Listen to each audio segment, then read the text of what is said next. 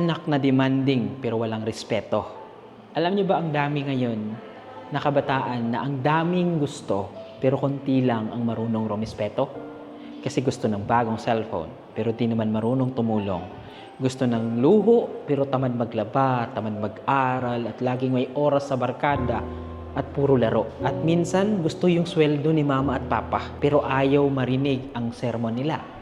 Ang bilis magreklamo pag di nabigyan pero pag bagal kumilos pag inuutusan. Nakakaya minsan yung tipo bang gusto mo ng respeto pero ni po oo po di nyo kayang sabihin. Gusto nyo ng suporta pero ni salamat di nyo mabigay. Tapos pag pinagsasabihan kayo, ang sagot nyo, buhay ko to.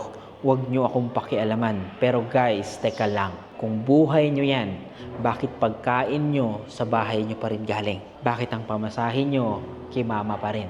Bakit pag gusto nyo ng cellphone, si papa ang hinahanap nyo? Kasi ang problema sa iba ngayon, mas marunong pang humiling kaysa tumulong. Mas nauuna ang pride kaysa sa respeto, mas gusto pang sumama sa barkada kaysa samahan ng magulang nila. Kaya minsan hindi nyo sila masisisi Hindi dahil hindi nila kayo mahal, kundi pagod na silang unawain kayo.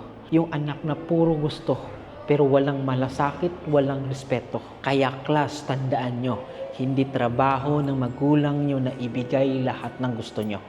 Trabaho nila na ihanda kayo sa mundong hindi lahat binibigay.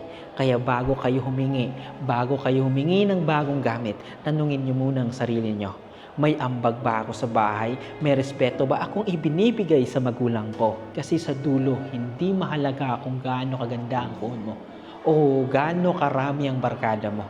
Kung ang ugali mo walang kwenta, parang aso, mahihirapan kayo. Kaya class, tandaan nyo ang tunay na mayaman, hindi yung basta may gamit lang, kundi yung marunong gumalang, marunong magpasalamat at marunong lumingon sa magulang. Rumispeto kayo, magpasalamat kayo. Huwag puro demand, huwag puro gusto. Tumulong din kayo.